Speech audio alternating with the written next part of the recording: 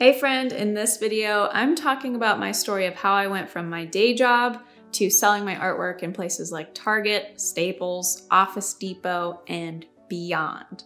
Pretty crazy, right? So if you're interested, let's dive in. Let's start back in 2012.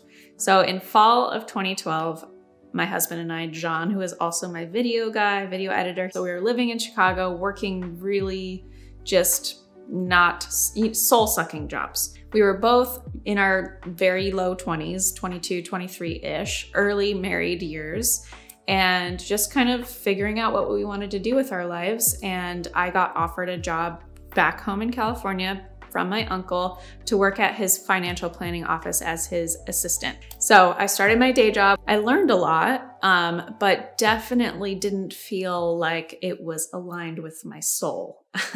I was sitting in a cube all day, filing IRA applications and retirement things, scanning, writing emails, answering phone calls, and it just felt like, I hate this, to put it bluntly.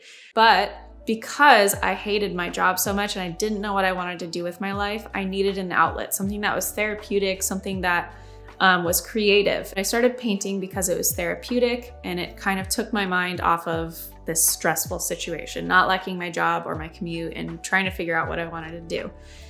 And so from there, fast forwarding a little bit, I started an Etsy shop because friends and friends of friends and family and all of that started asking, hey, I want to pay for this. I want to buy some of your artwork and put it up in my house or whatever. So the only thing that I knew of to do was open an Etsy shop where I had hand-lettered quotes by E. Cummings or Mother Teresa or watercolor flower prints, original pieces that I made copies of by hand because I didn't know how to print anything yet. And I just thought, this is what artists do. We have print shops where we sell things and people buy them, and this is it. Like, this is the only way artists can make money. My view of art and making money was very, very limited because I had no art or design experience. I had no business experience whatsoever. And I was super young, just figuring it out. So I started off there, and eventually somebody asked me to do some calligraphy or hand lettering for their wedding. And that opened my eyes to the wedding industry and designing wedding invitations and scanning my artwork and making it digital and reprinting things instead of having to hand letter every single invitation suite by hand for 100 people. So I eventually discovered the world of printing and digitizing your artwork and getting things on a screen and not just on paper and then sent to a print shop or printed somehow. And there was so many mistakes that I made along the way with printing, digitizing my artwork, recoloring my artwork, choosing the wrong paper and it not coming out well, disappointing clients, having to refund clients. All of that was just a headache. And I came to this point after 5 years of working in the wedding industry, building my business as a self-employed artist who was working in the wedding industry, designing custom wedding stationery. Spent 5 years doing that, feeling like, okay, this is fun because I'm doing something creative. Feels a little bit more aligned than my day job that I had, but it still feels a little bit like I'm chained to a desk and I'm not totally aligned with this. Like, I'm not really feeling fulfilled in the wedding industry. And at that point in time, I was contacted by a yoga towel company called Nomadics. They're a smaller online, they just serve online. They have a couple accounts in smaller stores with their yoga towels in smaller stores. But they contacted me through a mutual friend. So they found my Instagram through a mutual good friend of mine at the time and asked, what would you charge for 3 of your prints, your floral watercolor prints, to be on our yoga towels? This was my first, unknowingly at the time, foray. This was my first, unknowingly at the time, step into the business of licensing. I had no idea what to charge. This is like the ultimate question for any industry within the creative sphere. What do I charge for my design fee? What do I charge for designing wedding invitations? What do I charge? How do I charge? What fee should I do for licensing? All of this is so unknown and it's confusing, especially for somebody who is brand new to a particular type of job. And I was brand new to licensing my artwork for another brand to repurpose and use on their product, which is licensing. So I asked a friend of mine who I knew had work in Barnes & Noble and had stationery, work with her work on stationery, her work on towels and textiles and clothing. And I thought, this seems a little similar. I didn't know that it was called licensing at the time, but I felt like it felt similar to what my friend was doing. And so I reached out to her. Does she have any advice on pricing? And she contacted me with her licensing agent, Julie Turkel, who is now my licensing agent. So Julie, we had this talk about what my direction with my business was, if I wanted to do more licensing, and we decided to work together.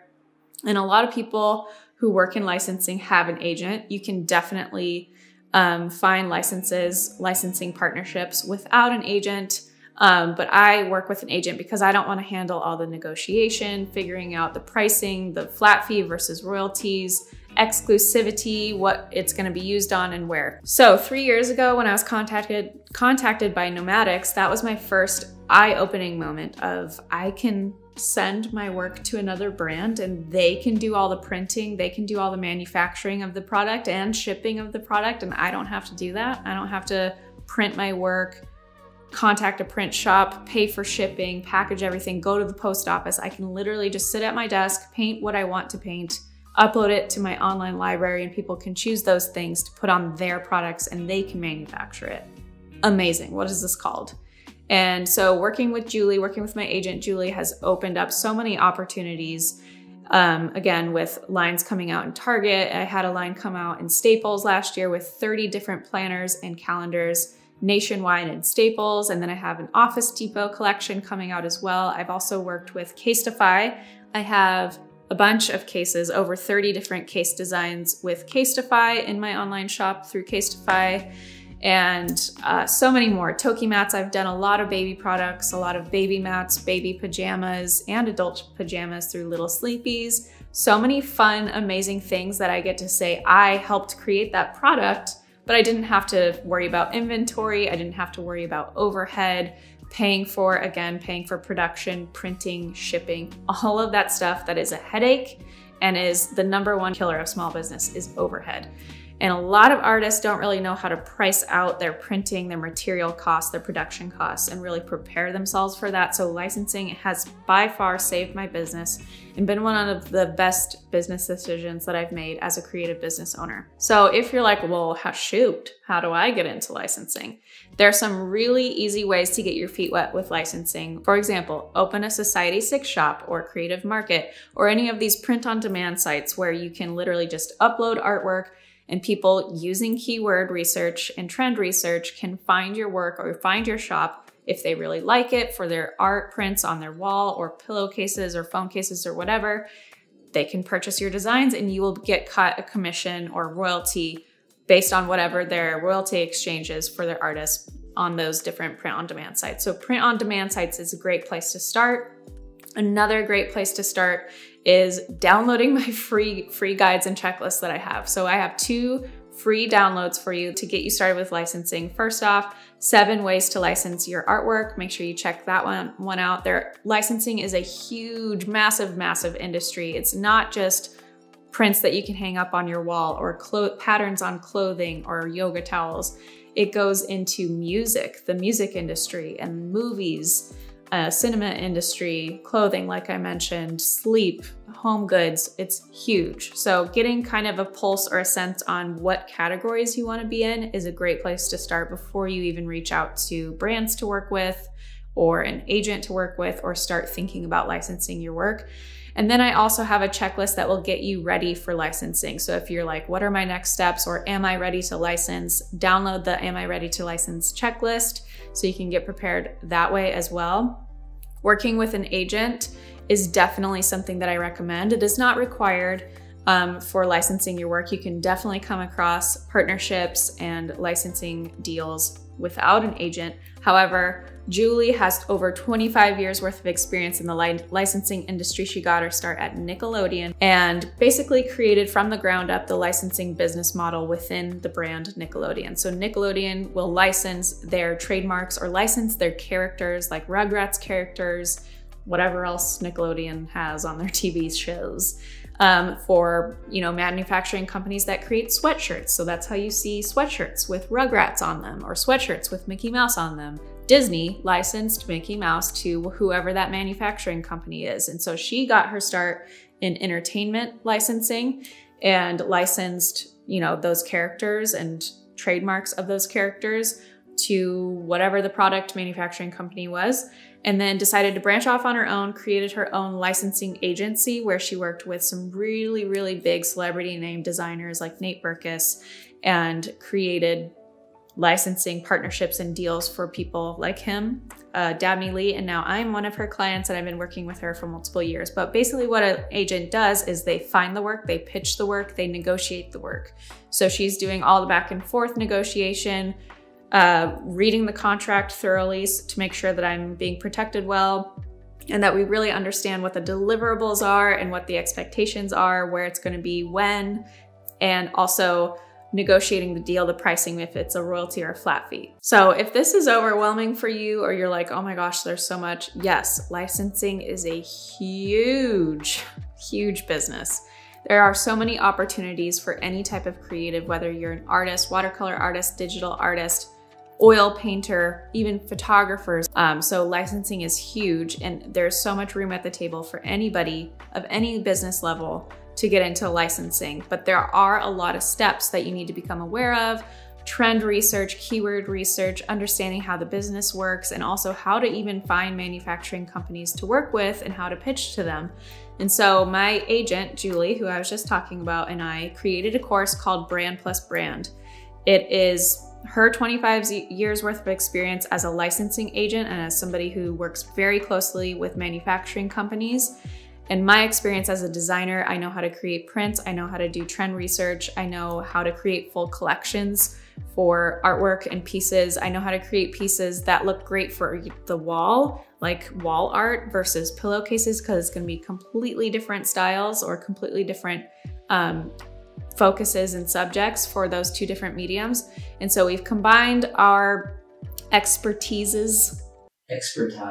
We've combined our expertise, yes, and knowledge of the two different sides and points of views that we have within the business of licensing for this course, Brand Plus Brand.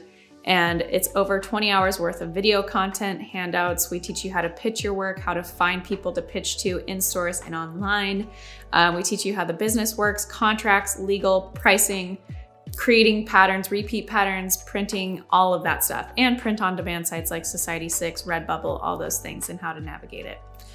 We also have a database of licensing agents and their contact information. So if you're wondering how to even find a licensing agent, don't worry, we got you. So if you're interested in licensing, make sure you check out those free downloads, because I'm all about giving away information for free. However, because this is such an in-depth topic, we had to make it into a course because it is literally what people pay thousands and thousands of dollars worth for coaching and direction and all of that from an actual agent or from a coach. So make sure you go check it out, jennarainey.com/brand plus brand.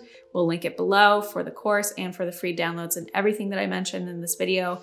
And if you want to check out my work, we had some B-roll in this video of my products that I've worked on for some of those collaborations that I mentioned, those licensing partnerships that I mentioned, but you can also go to my website, jennarainey.com, and see more of that. And also on my Instagram, I'm always sharing everything that I'm working on and behind the scenes stuff for future collections and collaborations that I'm working on. So at Jenna Rainey on Instagram. Also, if you're interested in getting into the wedding industry or designing custom stationery, I also have a course, Pen to Press, that covers all of that: scanning and digitizing your work, working with clients, invoicing clients, sending your work to print shops, all of the things that go into creating and designing custom wedding stationery. So if you're interested in that, if you run a client service-based design business that is similar to designing custom stationery like that, then that is your route. Pen to Press.